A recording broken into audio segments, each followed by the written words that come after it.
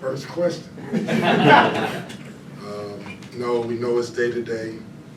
We're hoping we get good news, but we're still just waiting to see.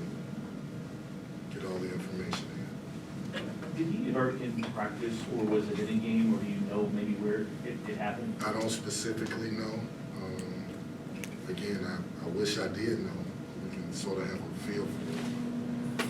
We're hoping for the best. We hope that, any day now we have him, we get more information and go from there.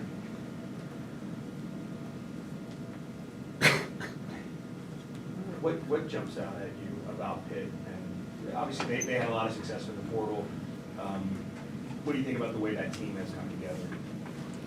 The number one thing for me when I watch them play is their swagger. They're aggressive. They jump in your face. They're physical. They play with a sense of pride, a sense of confidence that put teams on their heels. Watched them put Virginia on their heels. I watched them put Carolina on their heels. Clemson, for the most part, could easily won that game. They play with a lot of confidence, a lot of energy.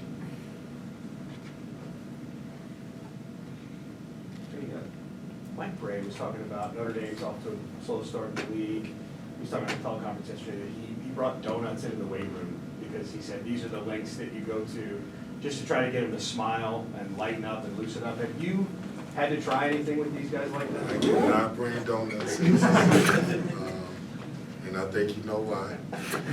A couple of guys, that's all they want to do is eat. So, but I can identify with it. You want them to smile. You want them to enjoy what they're doing.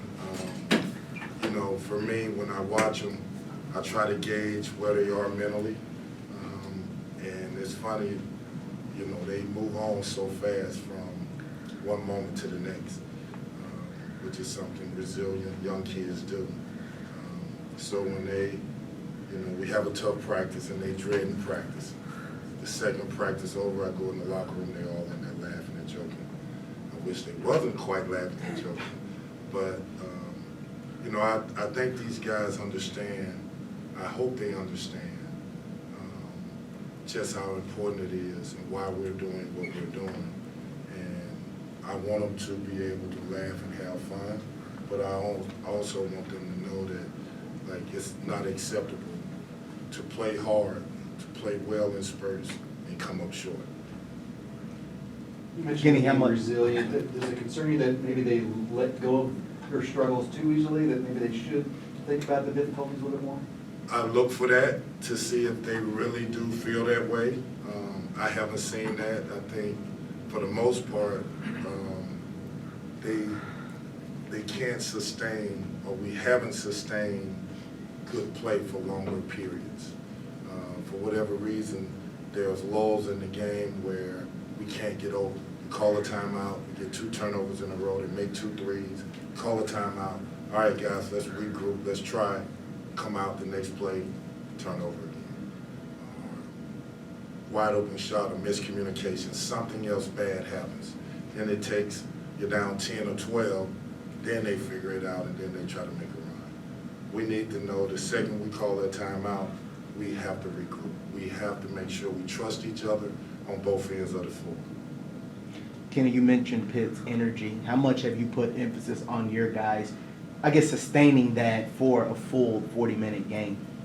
To be honest with you, it's every day from the beginning of the season to now, because whether it was Pitt or Bellarmine or whoever, the energy of the game, we're not good enough to play 25, 30 minutes and beat somebody.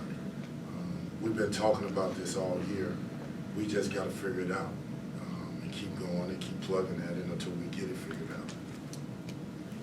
You look at the league, and Clemson wasn't picked to be on top. They're 7-0. Pitt has struggled for a few years. They're close to the top. Carolina and Duke usually are the standard bearers in this league, and they're not in the top 25. How do you explain what's going on this year?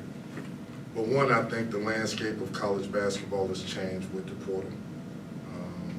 I think that if you can take kids that come from mid-major programs or any other program, and let's say they were stars at a mid-major or middle-of-the-road guys, 4 or fifth guys at a pretty good school, and now they come to your school. And they've had 2 or 3 years of lifting weights, running, understanding concepts and the toughness that it takes to play in this league. And you put them against a high school kid who hadn't seen what college basketball is, the pace of the game, the strength of the players, how hard they play, how hard they run. And they've been in high school being really good, dominant players in high school. It's just not quite transferred over until the pace of this game. There's an adjustment period that happens. And when you look at it, you see that, like, you understand why good programs are going in the portal to get players, because it's an instant way, if you get the right players, to become better, to make a jump in your program. So is that a process that is already underway for next season? Of course, I have to look at every single option of how I make this better, and that's definitely one of them. Kenny, you've mentioned a few times after games, you know, about your players. Do you understand what jersey that you have on? In this day and age with these kids, is that impossible for them? It doesn't seem like kids grasp the history. They're just here in the here and now. Even like the 2013 team, your kids probably don't remember that outside of JJ. You know, it's funny you bring that question up, because it is something that most high school kids don't understand, or most guys that they're in their own world, and then they come to a place where there is this great history and they have no clue about it. Well, it's on us to make sure we talk about the history of this program and the great players and what made Louisville, or whatever school it is. It's on us. And a lot of times, we soon forget. And by forgetting, we think the program starts the second the new coach walks in. Well, it doesn't. It started long before that. And that's one of the things that I'm trying really hard to make sure that we don't forget as players. There are times when we have former players at practice and the guy says, I didn't know that there were so many guys that played here. But not only didn't you know that, how about how good they were? And having them talk about what it is to be a Louisville Cardinal. Kenny, what do you hope the benefit to your players is as they learn those things? Why is it important to you that they know that? Because sometimes, you know, they're in a world where they see the here and now. So they don't really understand what happened before COVID, what happened before the sanctions. They have no idea.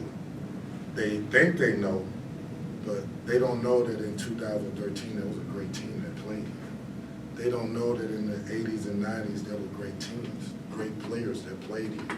And so we have an obligation to educate them on what this program has done in the past and why it's one of the gold standards, and have been for years, of college basketball.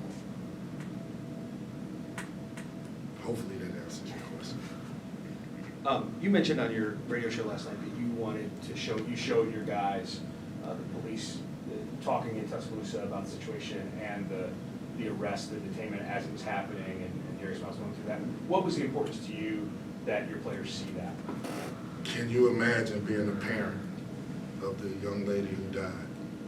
Can you imagine being a parent of the kid that's on the team, or the other kid that got shot, or whoever else was involved in it? Heartbreaking. Over what? The decisions that these young people make in their lives right now, it could easily be anybody. Maybe not the one pulling the trigger, but the one you may be sitting in the car. Why are you there? Why are you there at that time of night?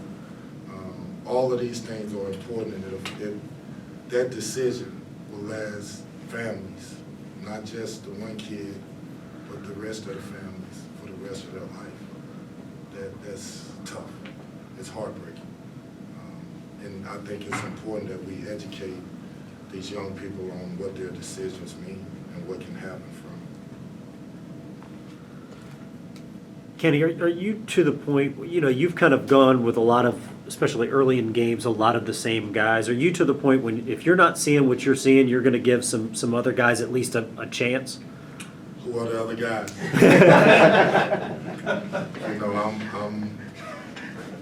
listen, I'm looking through the bench, I'm looking through practices, I'm evaluating everything, every single second of every day. I tell the guys, listen, you're being evaluated. You're being evaluated by the world. Who knows? I know how many phone calls I get from all over the country about this program and what's going on and how they look and how they playing. When they play well and they lose, and when they play bad and they lose. I'm getting calls. California, all over the country. So that's one part of the evaluation. The second part of the evaluation is within this circle. I have to evaluate where you are, who you are, how did you get here, how can I help you get better? And you have to understand that my evaluations or our staff's evaluation affects, do you get on that floor or not? So there are two evaluations that are happening, outside the circle and within the circle. And there are ramifications for both. Kenny, after tomorrow night, you have a week off. What's kind of the plan for that time? Will they get a couple days of rest and will you do a little extra on a few days maybe? Don't really know yet. I know one thing, we're trying to win today. And I've been saying it from day one. I told these kids in July, we play Bellarmine today. I'm saying this now, I'm not taking days off to allow them to relax. Every single day, I want to get the max out of what we're doing. And if that means that we watch film for that day, get the max out of it. And if you're not getting the max and you're not concentrating, we'll watch film for 6 hours. What else do we have to do? I gotta get them better. It's on me to get these kids better, and I gotta do whatever I have to do to make sure they get better.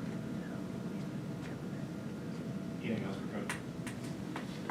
Thank you. All right. Thanks.